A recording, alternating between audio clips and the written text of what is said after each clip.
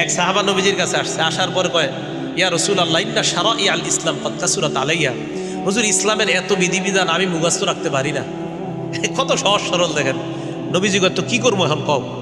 হুজুর, আখবিরনি বিআমালিন, এমন একটা আমল আমার সংক্ষেপে শিখাইয়া দেন, আতাশাব্বাতু বিহি, আমি যেটা সবসময় আমল করতে পারি, যেহেতু সব মনে রাখতে পারি না, সংক্ষেপে একটা শিখাইয়া দেন যেটা আমলও করতে পারি, মনেও রাখতে পারি, আর মনলে যেন হুজুর তাড়াতাড়ি জান্নাতে যেতে পারি।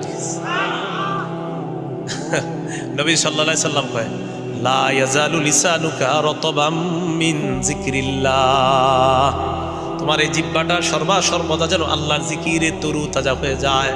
জিহ্বাটা সর্বদা আল্লাহর জিকির দ্বারা ভিজিয়ে রাখবা, আল্লাহর জিকির দ্বারা সিদ্ধ রাখবা, মরবা আর আল্লাহর জান্নাতে প্রবেশ করবা। খুব সহজ সরল ছিলেন সাহাবায়ে কেরাম। যা বলতেছিলাম, তো হুজুর লুঙ্গিটা ছাড়া আমার কিছু নেই।